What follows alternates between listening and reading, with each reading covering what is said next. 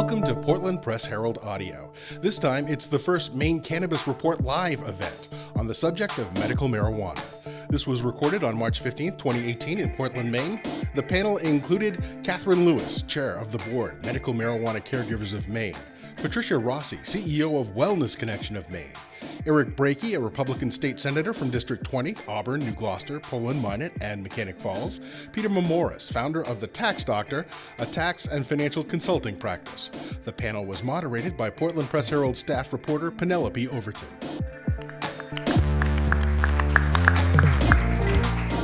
So hi everybody, I'd like to welcome everyone here to Maine Cannabis Report's first live forum. I'm going to have a little opening statement here, which is just that cannabis is one of those topics that inspires a lot of passion. To some, it's a life-saving medicine. To others, it's their life's work. And some, as we all know, see it as dangerous. However, it is legal now in Maine. We're not really here to debate or talk about whether it should or shouldn't have been. If recreational or medical marijuana is good or bad. This is actually all about looking at whether or not there are business opportunities to be had in this industry, employment opportunities, entrepreneurial opportunities. We're really focusing on the business-to-business side here today. We had a forum 2 years ago about the legalization issue. It was great, but we're kind of past that now, and we're looking specifically at the business itself. So I wanted to introduce our panelists here. And to my immediate left, we have Patricia Rosi. She is the CEO of the Wellness Connection of Maine, the state's largest group of medical marijuana dispensaries. Wellness Connection operates 4 state-licensed dispensaries, a commercial kitchen, and 1 cultivation facility. In 2011, Rosi joined the board of directors, and from there she advanced to the vice president of marketing, the chief operating officer, and finally to her current position as CEO. In 5 years under her leadership, Wellness has grown to 80 employees, increased its member base to nearly 10,000, and expanded all business lines, now offering over 30 strains of cannabis and 60 value-added products like tinctures and edibles. And then to her left, we have Peter Mourmouras, who is the founder of The Tax Doctor, a tax and financial consulting practice in Old Orchard Beach that he launched in 1990 that represents more than 200 cannabis clients in Maine. His client base spreads across New Hampshire, Massachusetts, Pennsylvania, New Jersey, and Colorado. Mourmouras became a medical marijuana caregiver himself, and he has advocated on behalf of the caregiver community at Maine legislative sessions. He works with caregivers to prepare them for a future switch to the adult use market as well. Peter has spoken at numerous trade shows throughout New England to address the taxation and banking issues that have arose around this emerging market. To Peter's left is Catherine Lewis, who's the chair of the board of the Medical Marijuana Caregivers of Maine, a trade association that works on behalf of the state's 3,000 or so, depending on whatever DHHS is telling us next, caregivers registered to grow and sell marijuana to qualified medical patients. She teaches introductory caregiver classes there. She and her husband Glenn are medical marijuana patients and registered caregivers who operate Homegrown Healthcare of Maine, which specializes in using cannabis to help those with cancer, post-traumatic stress disorder, and pain. She also runs her own small business consulting firm, Business Solutions of Maine, where she provides payroll and insurance services and helps with new business startups. And finally, last but not least, is Eric Brakey, who is the Republican senator from District 20. Breaky is the Senate chairman of the Health and Human Services Committee, which oversees the state's medical use of marijuana program. Just this month, the committee approved a bill to overhaul the program, including elimination of the list of qualifying conditions, the 5-patient cap on caregivers, and the 8-license cap on dispensaries, and a whole bunch more, which he will go into detail about. He was a vocal supporter of Question 1, and he is running for U.S. Senate. So those are our panelists, and just the way that this is kind of going to work. I've got a few questions. I'm going to ask the questions. They're probably going to spend as much time talking to each other as they will answering my questions, which is good. That's what we want. And at the very end, at about with 15 minutes to go, we're going to open it up to audience questions. There's going to be a mic in the room. I'll let you guys know. We'll have people line up. 1 question apiece. I'll get to that a little bit later when we actually get right to it. So we're going to just dive right in. So I know that you all have seen the stories and probably know from your own firsthand experience that we recently saw the first ever decline in medical cannabis sales and caregiver numbers and patients. And so with that in mind, after a number of years of really staggering growth, and then this more recent stabilization or decline, we wanted to find out a little bit about where you guys see the Maine's medical industry heading. And y'all can wrestle over who gets to go first. Well, I guess if no one else is rushing to to their microphone, I'll go ahead and jump right in. So thank you for the introduction. My name is Eric Brakey, State Senator from Auburn, Senate Chairman for the Health and Human Services Committee, and also, as mentioned, running for the United States Senate because Washington, D.C. needs to leave us alone on a whole host of things, including our cannabis policy. So I think one of the goals for the program is we want to make sure that patients are having access, patients who need access to this medicine are having access to that medicine. And whether we see that more coming in or going to other places, I think the most important thing that we can make sure to have is policies in place that promote access. Policies that don't put up artificial barriers for patients to have access. Policies that don't require people to designate, one caregiver or one dispensary as the only place they can go to. We've seen some policies, and we've lived under some policies that have been in place for this program for a long time that were really put in place as the program was starting out to try to, I think in a lot of places as concessions to try to get kind of the program just kind of through the door. Now that we have a very developed program, we should be doing things we can to increase access for people. I think some of the proposals coming out of this recent HHS bill that we had caregivers and dispensaries sitting at the table working together on, I think for the first time I've ever seen, I think are very encouraging. So I don't know that we in government can necessarily say how many patients there should be or shouldn't be. That should be determined by kind of patients and what patients' needs are. Of course, with the adult use program coming into place, there are certainly concerns that some people who may have been going to the medical program are going to go to the adult use program instead. That should be up to the individual based on what their individual needs are and what best suits them.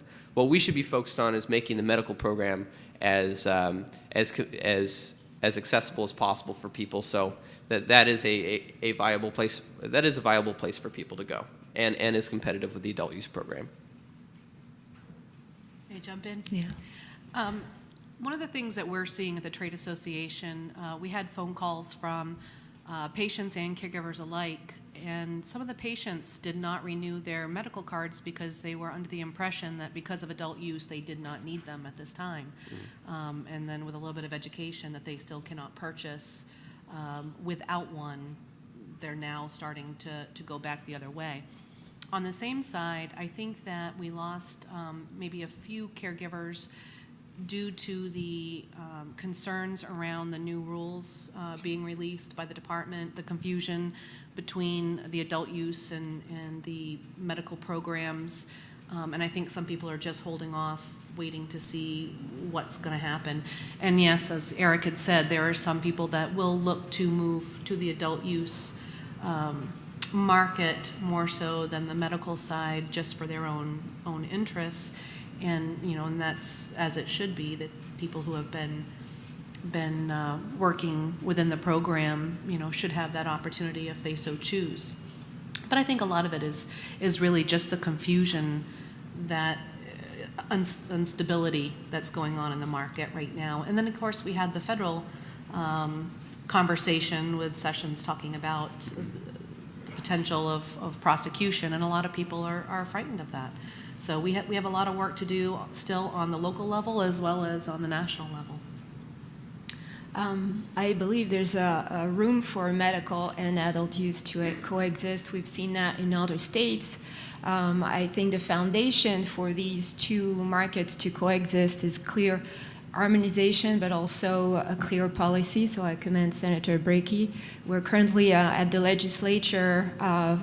It's a tipping point, I think, both on the adult use and on the medical front, there's evolution and there's promise that finally something is going to happen, which is dearly needed. I agree with Catherine. There's a lot of confusion and there's need for clarification, and I think what's happening now is really laying the foundation for all of us to succeed, whether on the adult use or the medical front. Go right ahead. I'm not sure how much this has to do with the decrease, but you did an article on the delivery services. I'm not sure how much that has cut into the, coming to the medical marketplace, but I think that has a little bit to do with it, and I think that's one of the things that needs to be looked at and needs to be addressed. I think it's kind of a third rail thing that nobody really wants to talk about, but I think that's one of the things that needs to be addressed. I'll add one thing, to this conversation. I think as the programs both the adult use program and the medical program continue forward, developing on their own parallel ways, I think we're going to see, a bit more of, because of the upfront cost of to enter the medical program, the cost of a patient card, but with lower taxes, for the individual purchases versus the adult use program where you're going to be paying. There's not an upfront cost, but every time you make a purchase, you're going to be paying sizable tax. I think what we're going to eventually see is, as far as consumers and patients go, is those who are especially have especially heavy medical needs, are very regular users of cannabis. I would imagine the incentive structure is such that they're going to gravitate towards the medical program. And those people who are just maybe once, needed every once in a while, whether it's for a medical purpose or for another adult use purpose, if they only need it every so often and not on such a regular basis, maybe it might be more convenient for them to move towards the adult use program. I think that's how we might see things develop as things move forward. Have you seen, Peter, any type of change in clients coming to you actually wanting to get into the business? These young ladies would probably be better answering that question. She's a caregiver storefront owner, and she's the dispensary owner. With all of the confusion that's going on in Augusta, that's one of the biggest drawbacks in people trying to get into the business.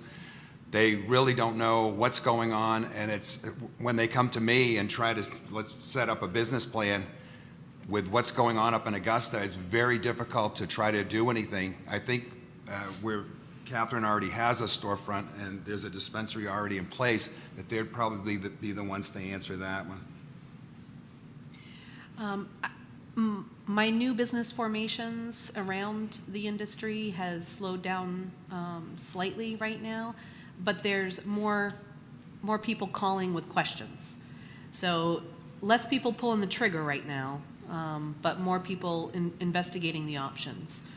And we're seeing a lot more interest from ancillary businesses than necessarily caregivers or people who want to be directly related to being a medical or a cannabis provider. We're seeing new security companies interested in offering services,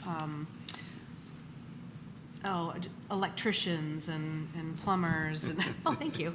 A whole list of additional ancillary businesses that we're getting calls asking how would they become involved and how can they network with people that are already involved in the industry. So we are seeing an increase in that. There's in Maine, there's not a lot of thriving industries, and I truly believe that cannabis can have a positive stimulus on our economy. If you look at nationwide, for each dollar spent on legal marijuana, that equates to a $3 economic stimulus in the environment. I think it's really, we can all benefit from that. I think per some calculation, it's already doing more than potatoes, and maybe one day we'll, compete with the lobster industry or maybe top blueberries. Who knows? But I think we're all trying to make the best of it and provide good jobs and sound businesses in Maine, which is not always easy. And there's definitely an increase in request. Everybody wants in. A lot of people are jumping in. There's always a question, when will this happen? Should I stay? Should I go? Should I not do it?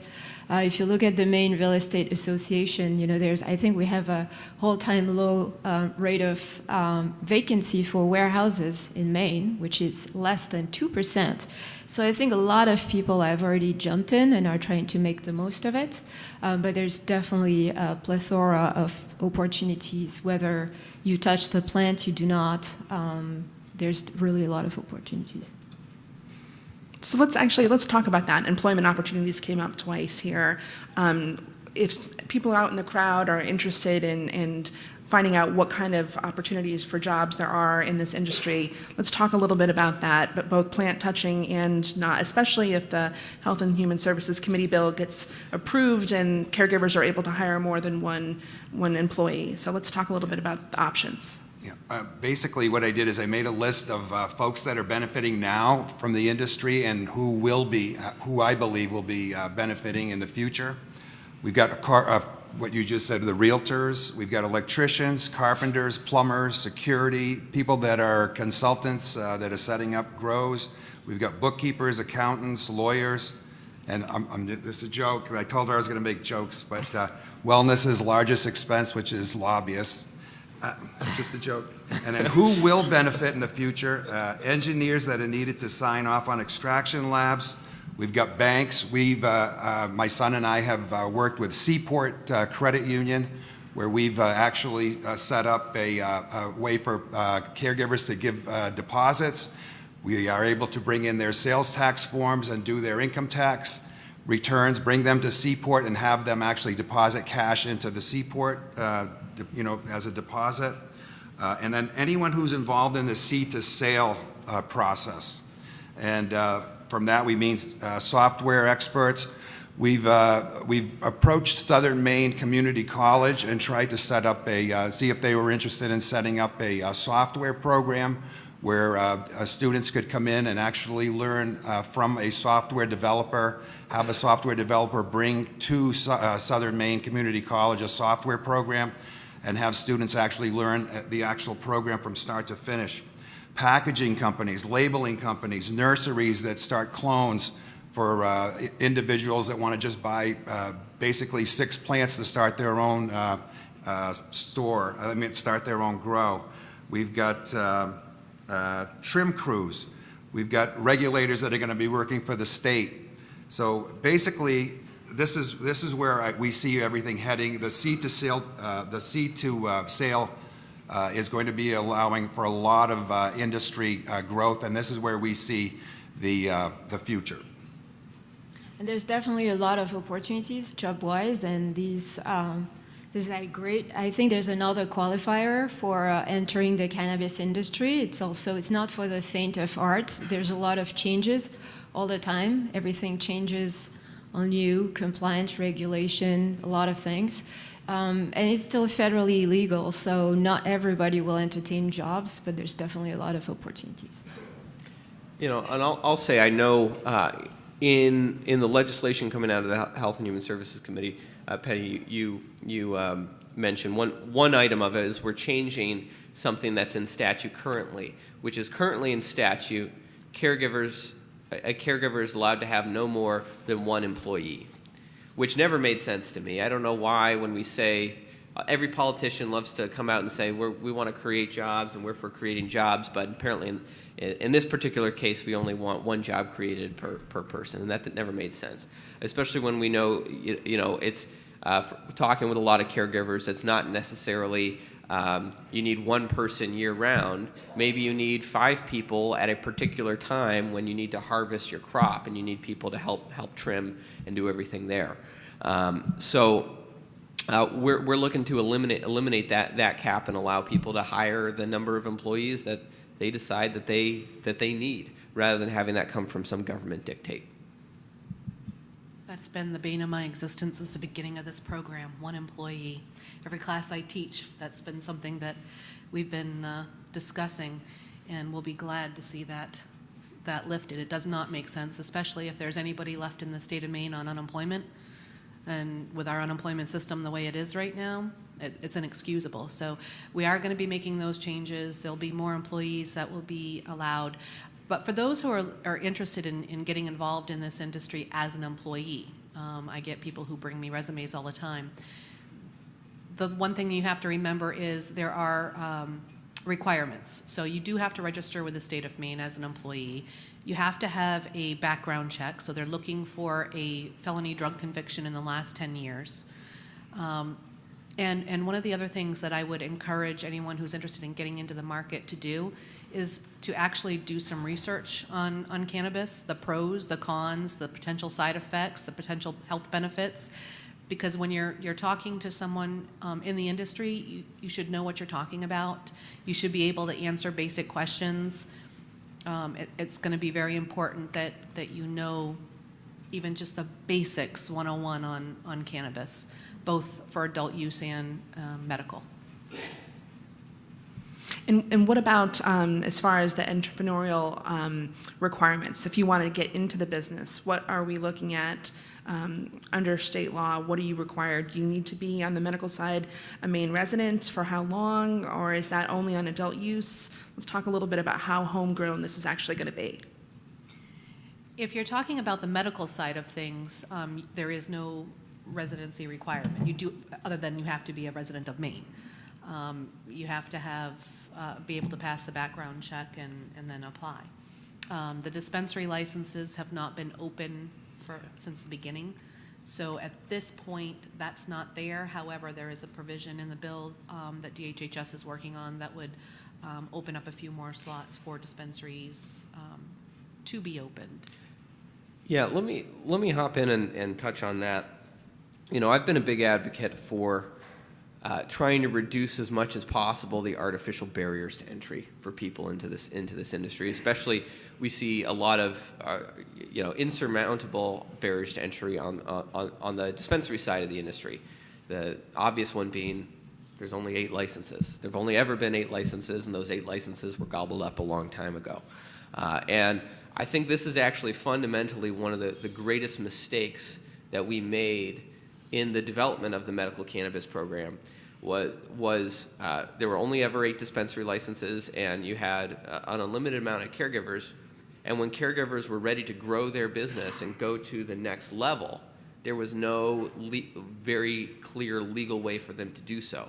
So rather than people being able to step up into the dispensary tier and accept the kind of everything that comes along with that, instead we've had kind of a stretching out of the caregiver model from what it was originally intended to be, which I don't fault anyone for. I mean, that's, people found legal ways to operate under this model to grow their business and do more with it. And I think that was very creative and should be commended. But I think what we want to have is we want to have a system where anyone who wants to operate in this industry at any level should be able to do so and do so in a way that is fully legally compliant and that the law should not stand in the way. So that's why we are I've been a big advocate for eliminating the dispensary licensing cap completely, though the bill we have coming out of committee is a bit of a compromise. It adds 6 new licenses immediately that anyone can bid for with an elimination of the cap in 3 years. So hopefully that will create a lot of opportunity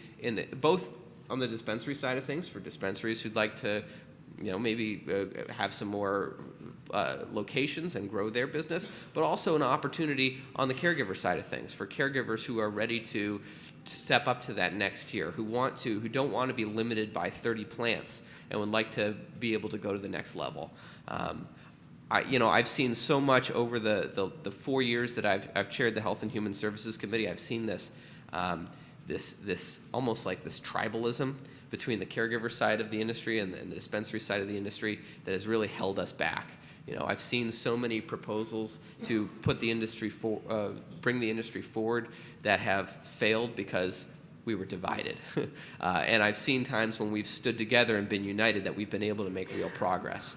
I'd like to, I really think whatever we can do to kind of equalize some of the playing field between both sides of the industry to allow people to step into the industry in whatever best fits their business model, I think that's going to be healthy for the industry. It's going to help eliminate some of these barriers to entry, and it's going to help us grow our industry overall.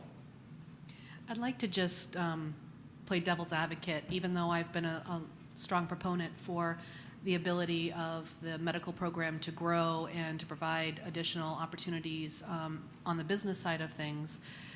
I believe that the reasons why it was stifled at the very beginning and there was so many limits put on caregivers and dispensaries both was more for controlled growth. I think that overall, as Maine was opening up the medical market to begin with, we were still facing huge stigma just of cannabis in general and the medical benefits. And we were also trying to stay under the radar of the federal government, fearful of the potential interference in our state from federal agents. And I believe that we tried to keep everything on a minimalistic and controlled path of development for those reasons. And as we've grown, we've shown that we can do so responsibly and work well together. And now is the time really to lift these limits and allow the medical program to flourish as it should, and maintaining focus on the patients' access, patient safety, patient needs is really what keeps the industry together as a whole and is helping to eliminate that infighting and market share control issues and put it back on the patients, and that's really helping all of us. On the adult side, there's going to be a lot of room for people who began in the medical program who really had other entrepreneurial aspirations to be able to grow and expand as well. I just wanted to throw in like what I see with common traits for folks that are getting into the industry, and I see that I'm looking in the audience and there's folks with darker hair, there's folks with hair like my color, and folks with not a lot of hair at all, but so there's no real standard. But basically, the folks that I see that come into the industry are incredibly ingenious. They're very adaptable. They're thinkers. They think on their feet. They're fiercely independent. They're not 9-to-5ers at all. They want to work. They're really hardworking folks. They want to be compliant with the law. They crave legitimacy. They feel that they are doing a great job for their patients. So these are some of the traits that I'm seeing with the folks that are coming into the industry. Okay, so this is a business event, so let's talk money for a second. Let's get down to the nitty-gritty. How much money does it cost to start a medical marijuana business? And are people making money in this field? Well, as I can only speak as a caregiver and a storefront owner, starting off as a caregiver was expensive. It was more than I anticipated. My husband was a patient first and decided that he wanted to cultivate his own plants, and he did so very well. I wanted to assist him in the business, but just setting up a small grow is very expensive. It's a couple dollars per square foot or per watt of lights that you're growing. Just the initial equipment investment is huge, and if you're going to do this right, you really need to make sure that you have a clean environment to work in. There are handcuffs right now on these businesses that make it difficult and challenging to be really profitable and stay completely compliant, which is everyone's goal. With the changes that is happening at the legislature, that definitely will help us in the future. We've had many people that come through our caregiver class series that are so excited. A lot of people in retirement, they're taking retirement to get started in this, and they get set up and they go forward. They really knew nothing about cultivation. They knew nothing about taking care of sick people, but they really wanted to do something. And some of them have turned this into amazing little businesses for themselves, and they make a decent living. And I say decent living, anywhere from $25,000 to $65,000 on average for a small caregiving business. However, the costs sometimes can outweigh the benefits, especially where we're talking about an agricultural product. You can lose a harvest really quick. And one lost harvest when you're playing so close to your budget can be the end of the business. So now we're seeing a couple years later, these same students calling me back saying, I have equipment for sale. I can't do this anymore. So if you can help me pass this word around, they're trying to sell equipment. And that's sad to see, because they really had hoped that they could make a go of it. I'm positive that with adult use and with the expansions of the medical program, we're going to see a huge amount of differences. In other states, they're really starting to flourish. So there's a huge billion-dollar industry here. Yeah. And I'll jump in real quick and just mention two things that I know have been very difficult on the money side of things that government makes very difficult for a lot of these businesses. And both of them are being addressed in different ways in state bills right now, but a lot of them link back to federal problems as well. The first is banking. It's been I know I've spoken to so many folks operating businesses in this industry, both on the caregiver side and the dispensary side, who find it very difficult to do banking, something that simple that any other business would be able to. But so many banks are afraid to accept people in this industry as depositors because they're afraid of the federal government coming in and cracking down and potentially risking all of their other depositors. Now I know there have been a few folks who've been courageous and stepped forward. I know Seaport Credit Union is kind of stepping forward and allowing people to do banking with them. But this has been an ongoing problem.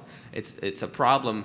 It creates a situation where you have these businesses have to operate in cash, and what do they do with all of this cash that's on hand? I know many businesses that they'll have to have a safe on site, and they just keep it all in a safe, and that's not a very safe way to run a business.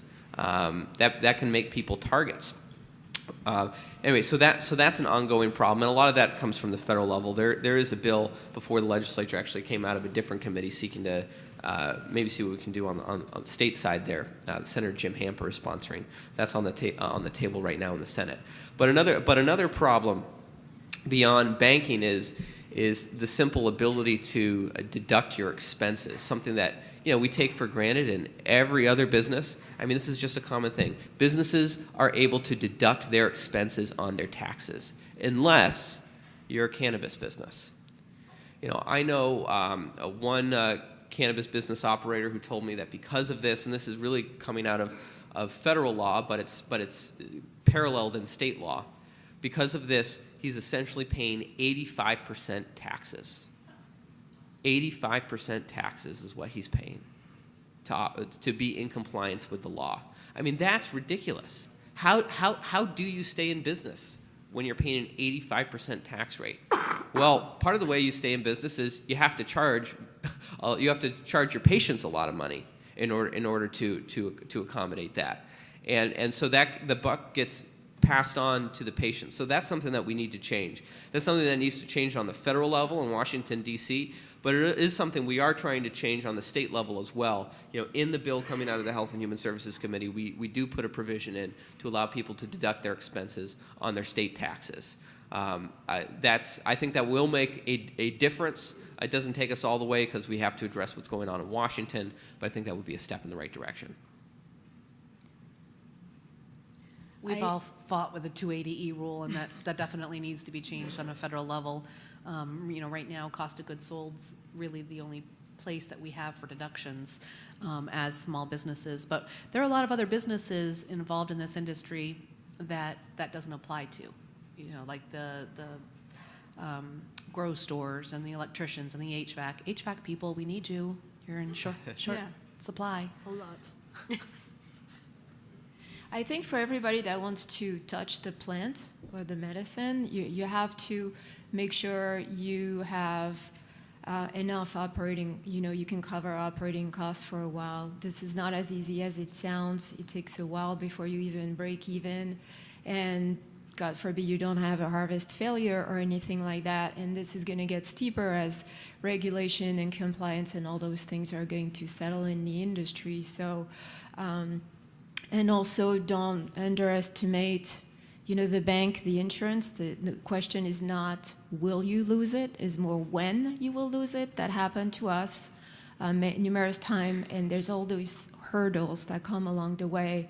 On the flip side of what Catherine was saying, I've heard a lot of stories of people that had a lot of passion, rolled their 401k and lost it all. So just go in there with open eyes, have a sound business plan, make sure you have enough funding so you can last. This business requires some resilience to be in there for the long run, so just think ahead before jumping in. Can I add in there? I agree. You definitely need to have a sufficient funding of your business before you get started. But please use caution. There are a lot of people in this world that don't necessarily have good intentions and are calling up people here in Maine offering their financial backing. And come to find out there's a lot of handcuffs and hidden agendas there.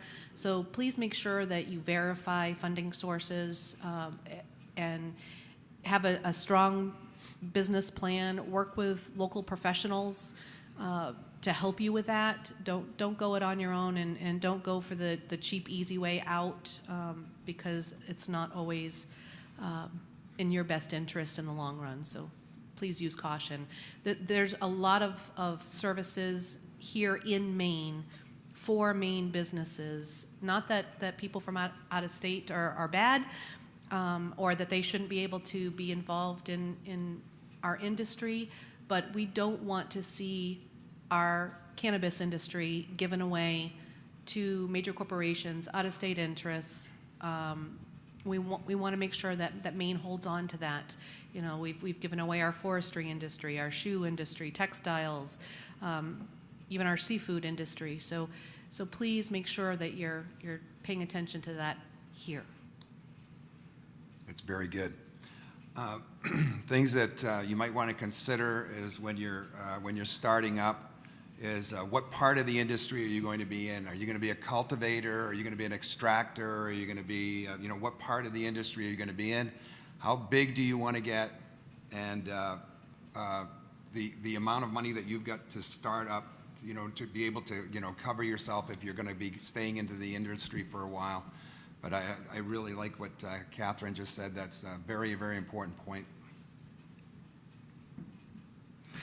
So can you talk a little bit about what those handcuffs are, that what should people be listening for? I mean, when they get that miraculous call saying, I've got money I want to give you. Well, I'll share one story that happened to me. I got a call from a gentleman from out of state, and he said that he had been following us online and was very interested in helping us grow our business, and he had $500,000 to invest. And at the time, my husband and I started our business with nothing. I mean, he had one plant under one light for himself, and it slowly grew from there. And over the years, we've slowly just reinvested and reinvested and reinvested to get to where we're at now. But when this call came in, it was kind of at the beginning, and I was like, oh, okay, well, what do you have to offer? And he said, well, we have a new growing technique, and basically you don't have to do anything other than follow our plan. We'll invest the money, we'll provide you with the equipment, we'll give you a percentage of the profits and of my own business. So what kind of percentage are we talking here? And he was talking 25%, and I kind of chuckled, and he said, well, as you get to learn our program, you'll be able to achieve more success and more financial reward. And he said, it sounds like you just want to take my caregiver spot, have me be the front person, and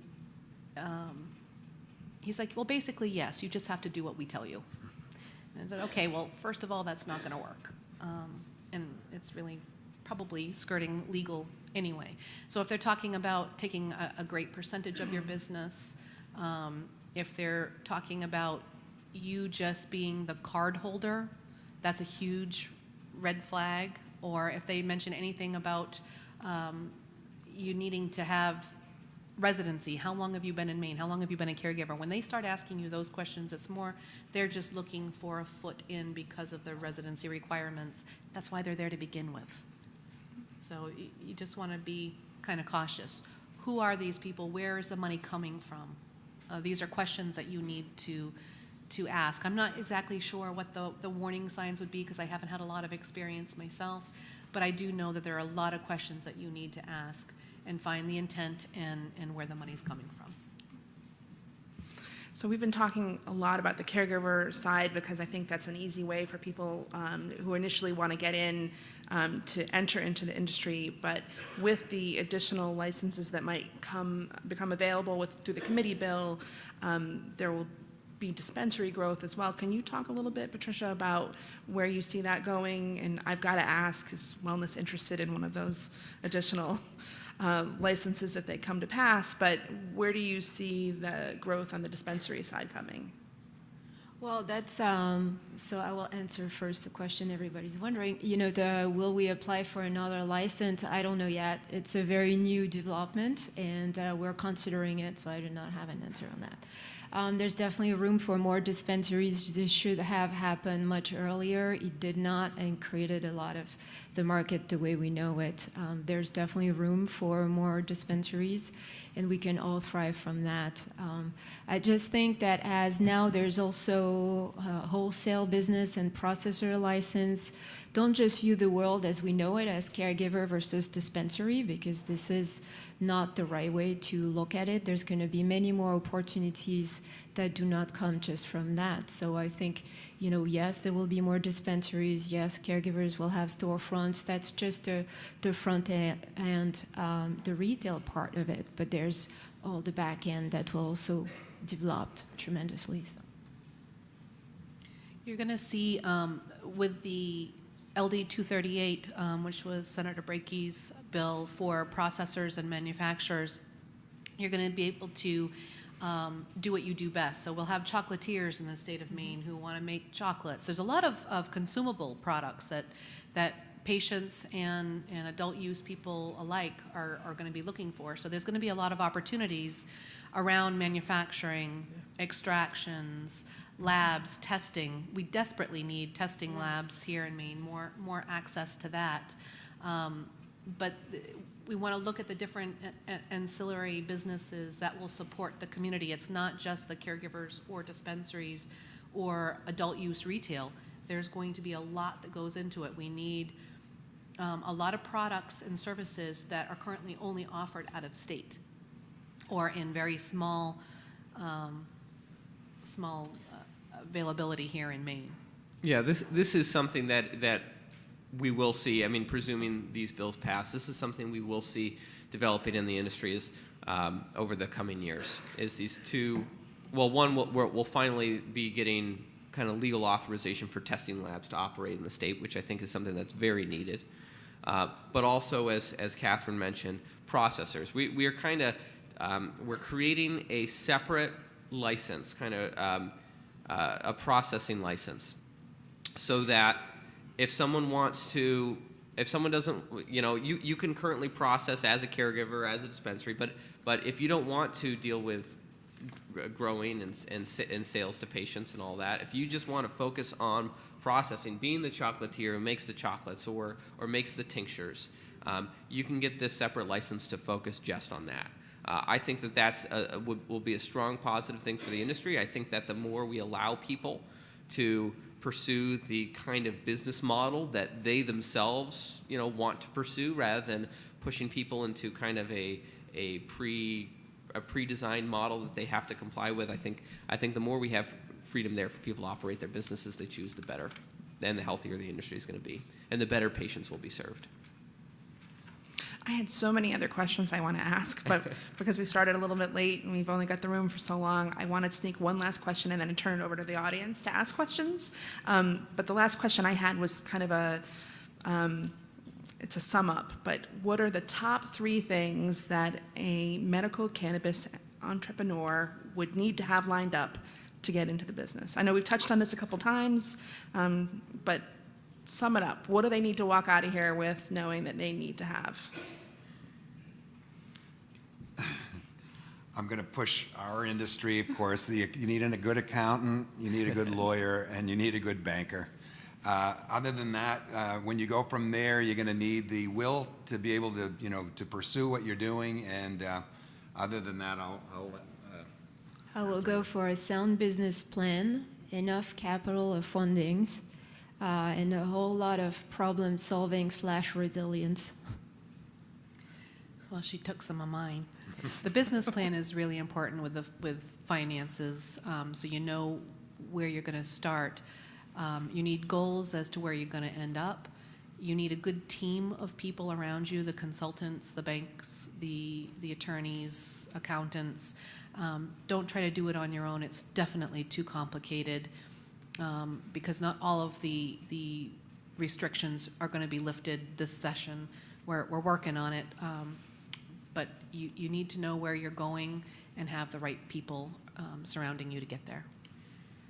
So I'll let some of the, I think some of the cannabis entrepreneurs have done the best job of speaking to what cannabis entrepreneurs should know. I'll say from the political standpoint, I would suggest, do your best to know the laws. I know that the laws change, the rules change, but you have some really great organizations like Medical Marijuana Caregivers of Maine that's doing a fantastic job of keeping up to date on things, lobbying for more freedom in the program, and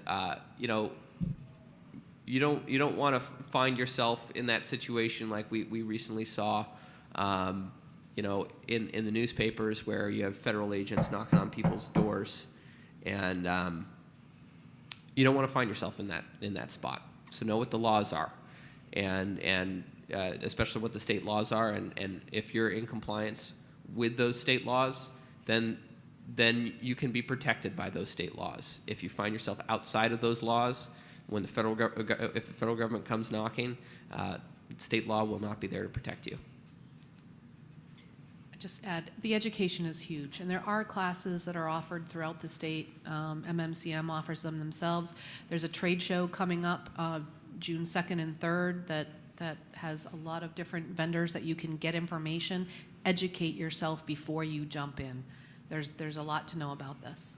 I think top 3 was not enough. We definitely need a top 5 or 10. Next time. So it's time to turn this over to audience questions. If you have a question, please go up to the mic here in the center of the room and ask. Feel free to line up so we can get everybody in order. I will ask if you can keep it to one question, and that's a question with a question mark, not a comment or a story. If you've got a story, come find me after. And so go ahead. Thank you, Representative Breaky. This is a question regarding drug testing for employment in the state of Maine. Is the Maine legislature going to address that issue? In other words, virtually every job you apply for in this state, you have to get drug tested. Well, if you're a card-carrying cannabis user, right now medicinal, where does that leave that potential employee?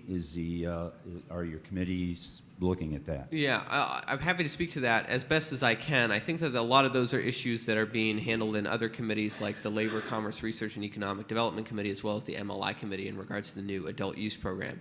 That said, my understanding is under the medical program, if you're someone with a medical card, you're a medical patient, and that for the most part you're protected from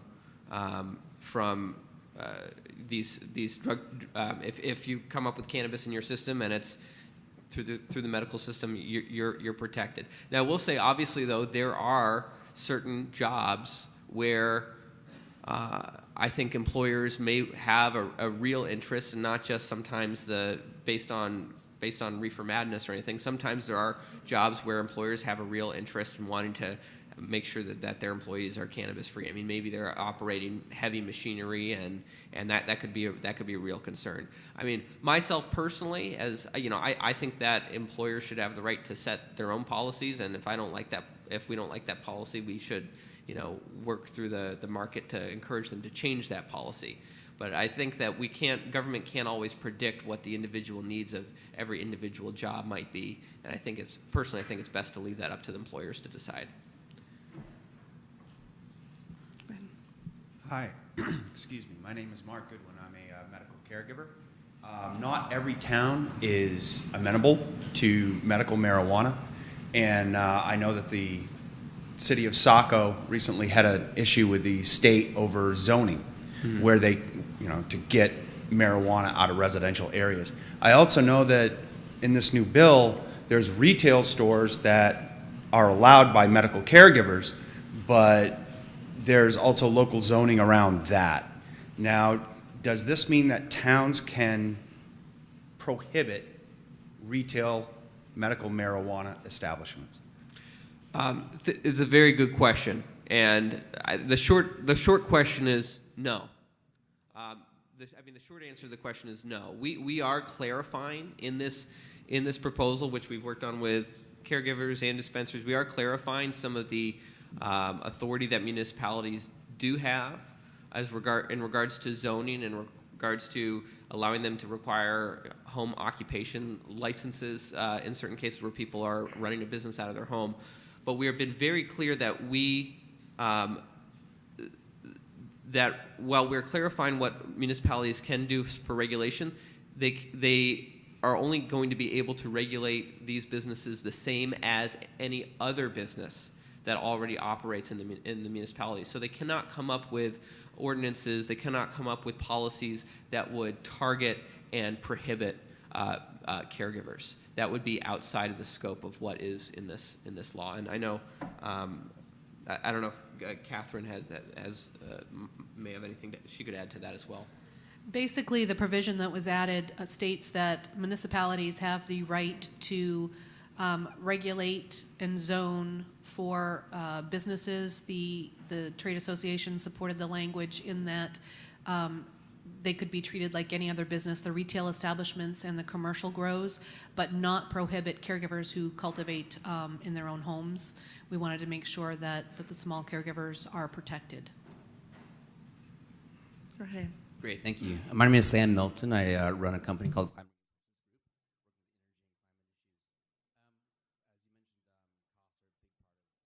operating a dispensary and a cultivation facility. I'm wondering how you're thinking about energy costs as a long-term issue, kind of what you're using, how you're addressing those. For Patricia Rosi and for the senator, I wonder if your legislation is addressing energy at all and trying to provide the right signals to growers to adopt clean energy technologies. So yes, we are actively working at reducing our energy cost, which is the second costs section after labor. I've done a lot. We're practicing a lot of recycling, upcycling, a lot of things. We're doing everything to be as green as we can in our operation. We even made a recommendation to work with Efficiency Maine and get some fundings.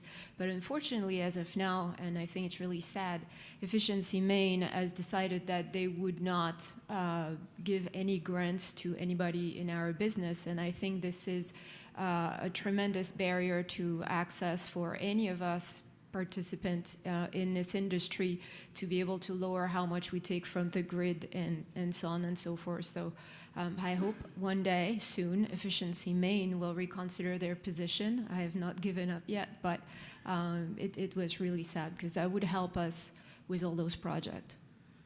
And I'll say, I had a very good conversation with the CEO of a company called Thayer Corp, which is a business in my district anyway, in Auburn. So if you are looking to talk with specialists on kind of the energy side of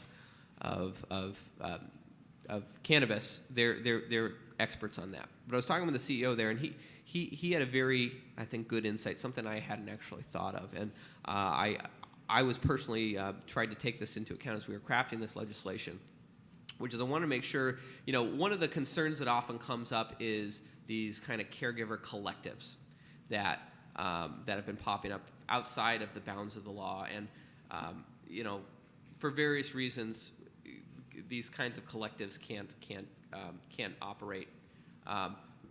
But we wanted to make sure, and I wanted to make sure that in addressing this, we don't want to be prohibiting people from kind of operating in the same building. In these kind of smaller kind of grow units, so long as their businesses are distinct from each other. And how this links back to energy is one of the problems that I heard from the CEO of Thayer Corp is if we are pushing people out, further and further away and say you cannot kind of grow kind of in these same facilities, then that's really taxing our energy grid, because it is a very energy intensive process, cultivating cannabis. And having these possibilities for, if someone wanted to start a business where let's say they take an old mill and they convert it into multiple rentable units for people to be able to grow up to 30 plants.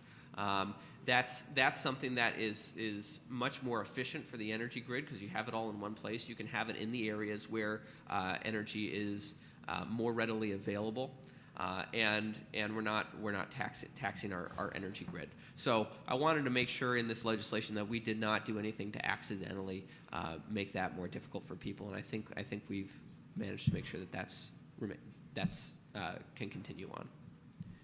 There's also on the caregiver side, in the small cultivation, a lot of interest being generated in greenhouse growing, in four-season greenhouses. We've talked to a few different companies at the trade association that are looking to help some of our members, as well as geothermal. So there's a lot that is out there. We did talk to some of the solar companies and thinking that was going to be the way to go, but for the amount of energy use that we were talking about, they were talking about football fields full of panels, and it really wasn't a cost-effective method at this time. So we are interested in being able to reduce the carbon footprint as well as our energy costs as a small business owner. Carl Winslow, and as a medical marijuana patient, I'm curious if there's any efforts underway or any lobbying groups or anything we can do to seek insurance for reimbursing us for our medical expenses. Mm-hmm. I'll just say I think that's something that will come in time. I think if two things happen, one, if we let the market work, but before that, we need to get Washington, D.C. out of the way. And I think that so much of the market, insurance companies, so many businesses are responding to fear from Washington, D.C. And I think if you got Washington, D.C. out of the way, if Washington, D.C. stopped having this prohibitionist policy, I think you will see a lot more in the coming decades. I think you will see a lot more of regular businesses accommodating for the cannabis community. We are seeing some steps right now with workers' comp insurance here in Maine, covering some costs for workers' comp claims. We are also talking at the state level, hoping to get the state of Maine to assist with Maine Care patients in their use of medical cannabis, where it's able to save the state substantial money, and also to help reduce the opiate addiction problem that we have here in Maine, that we would be able to have local Maine insurances or local funds to assist with Maine patients. I'll also just mention there's a case pending before the Maine Supreme Court regarding a workers' comp case where an individual is trying to get his former company to pay for his medical marijuana treatment. So that's a decision that should be coming out in the next couple of months. So, go ahead. How you guys doing? My name is Charles Hawkins. I'm a caregiver and I own a delivery service. So I have a couple questions about, or just kind of one, but about moving into the recreational market on some of the restrictions. So like, I got 5 years in prison for conspiracy in Virginia when I was 20 for selling weed, for conspiracy to sell weed. And I've bid my time and I've waited, and I moved my whole family up here, became a caregiver, trying to follow the law. This is my dream. So I'm past my 10 years, but it's kind of a shame that the people in this industry that have the most experience are kind of getting put down. I understand if you're selling dope, but you get caught selling some weed and then you can't move into the market or even be a caregiver. I was wondering if that's maybe going to change, and then I've heard it bounce around about the 2-year requirement for residency moving into the rec market, and I was wondering if that's actually going to come to fruition. Yeah, I guess I could start by saying, well, thank you for sharing your story with us. Mm-hmm. And I know it's I always think it's two very different things. I mean, when if someone is kind of operating illegally, when you have legal programs in place that they could be operating under, versus when someone is, when someone was caught, using cannabis when there was no legal path. And so I think we have a lot of victims of the war on drugs in this country. And those are a lot of the people who have a lot of the experience and know-how who were doing this when there was no legal avenue available for them. If I don't want to see people from those situations be barred from being able to give their experience and knowledge, and the rest of the industry benefiting from it. Understanding that if you have 30 years of experience in cannabis, you probably were doing it illegally at one point. Our industry needs you. What's that? The industry needs you. Yeah. For real. Yeah. So I can't I'm not on the MLI committee, so I can't speak to some of the specifics of what's going on in the adult use side of things. But I can say, in principle, I agree with you. And do you know about the 2-year residency for, going into the rec? Is that? I don't know all the. That's MLI committee, so I don't know. I can't speak with any authority on the details on that. I know at least one person in this room if I could go to and get the answer for you. Maybe someone on this panel knows more. I'm not sure about the 2 years either. I'm looking to see what's being said, but I think that is currently what is being proposed. Whether it's been 3 years is being proposed. I think it's 3 years, yes. There is talk about and I'm losing the word, taking the crimes of people who were in cannabis only and having that removed from their records. People who are incarcerated should not be incarcerated for growing a plant. On the medical side, there's a provision in the law that states that if your crime that disqualifies you would have actually been legal under this current program, you can apply for a waiver to participate in the program. I'm not sure if anything like that will happen on the adult side. But again, coming from a former DARE mom who, we had to do everything exactly perfectly right, I've learned that there were many people in this industry before it was a legal industry that made it possible for this to exist, for us to exist, and for us to have the jobs that we have. And we need to recognize that for those people that were persecuted previously for cannabis use, it was wrong to begin with, and they shouldn't have been persecuted. Thanks, guys. Hello, my name's Scott Tucker. I'm not ready to make an investment as an entrepreneur in this industry, but I'm very interested in it. And I'm wondering what avenues might be appropriate for somebody looking for employment, either as a W-2 employee or a 1099 subcontractor or consultant. What would be the way for me to look into employment in that area? Any ideas? Well, so many ideas. Look around, and as we said, there's a lot of opportunities, whether you want to invest or apply for jobs. There's all, whether caregivers or dispensaries will have career pages and things like that. When it comes to investment, I would say HVAC and labs are top of my list, and I think Catherine had too.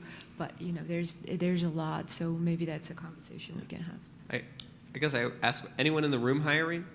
Yeah, exactly. That's Raise your a good hand way if you're to do hiring, and then maybe you can go. I don't know if there is anyone, but that could have been one way to find out. But. The other thing to do is what is it you have for a background? What did you like to do before? What would you like to do? What are your interests? My skills are management skills. So building budgets, schedules, that sort of thing. There's need in all areas of employment. This is a growing industry. So you really need to think outside the box when it comes to the cannabis industry, but stick with what you know and what you like. My small business consulting firm was just that. There wasn't payroll services available for Right. companies to use. There wasn't insurance services available.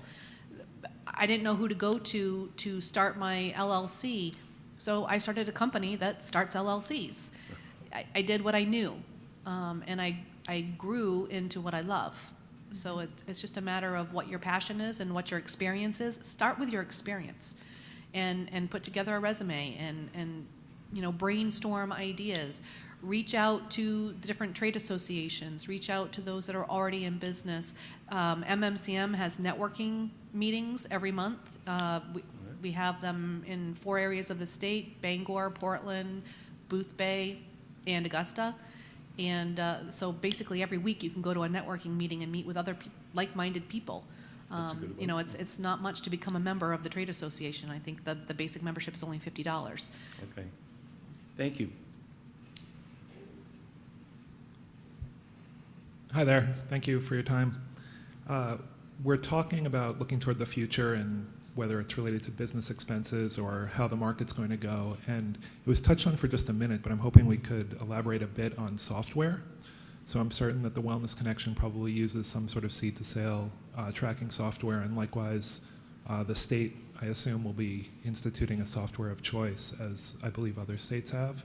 And I would just like to hear if there's any particular software in the running for that, or how people are looking to account for that. It will obviously be a major business expense in terms of learning, purchasing the software, labor associated with it, et cetera.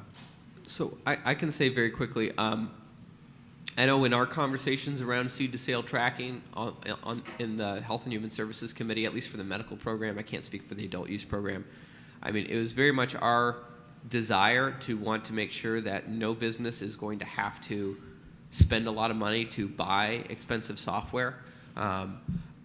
So that's why, our intent is to have the department develop something that can be done, a seed-to-sale tracking program that can be accessed through a portal on a website, so that there's nothing that the individual business has to purchase. Now, there may be some training involved. You need to know how to use that, and I'm sure that may result in some business costs to train your employees on that. But it's my hope anyway that that's not going to be a new business expense that we're foisting onto businesses. As far as what that software might be that the department chooses to use on their side of things, that would be something that has to be, they'd have to determine going forward. I don't think there have, at least on the medical side, there haven't been any discussions on that yet. There are many different softwares already out there. We're hopeful from the trade association perspective that it will be an open source so that people who are already using the seed-to-sale tracking, like the dispensaries, can just link in, and very small caregivers who are not needing such inventory control can just log into a portal and enter their information, just like we do right now with the sales tax information. There's a lot of different technologies and software needs that this industry has. I know I've been searching for patient software that measures what my patients' needs are, and nothing really fits because we're not an actual doctor's office. There's different technologies like the camera systems and the grow room technologies that feed to cell phones and computers so that you can monitor your grows. So there's a lot of needs that we have, and the software will be developing over time. We don't have any specifics right now that we're dealing with on a mandatory basis here in Maine. And Sarah, I apologize, but this is going to have to be our last question because we've only got the room for so long. But panelists do tend to stick around for a few minutes. They need water or coffee. So if you have a question. I'm going to have to dash up to Augusta. Yeah, but one person's got to run, but go ahead, ma'am. Good morning. Maggie Terry with Legal Leave. I only have a quick question. I understand that from the legislative, the proposed legislation, they're looking at 3 plans for individuals instead of 6. I'm just curious if that's the case. The voters voted on 6, and then the legislature is going to 3. Yeah. How does that work? So I think, and why does that work? So now that's on the adult use side of the program. So that's outside of my committee and not something I've had any say in. Personally, I think that people should be able to home grow what they want. I don't personally. I don't support the cutting of that down to 3 plants. Our next event's likely to be about the recreational bill when it comes out, so keep that question in mind. I want to thank everybody for coming. A big thank you to our panelists, Catherine Lewis, Patricia Rosi, Eric Brakey, and Peter Mourmouras. Thank you all so much for coming. I will say that the next Cannabis report live will be in May. The best way to find out about the topic and the date as soon as we announce it is to subscribe to the newsletter. So I'm plugging that. You can visit pressherald.com/MCR, and that's the quickest way to sign up. Have a great day, everybody.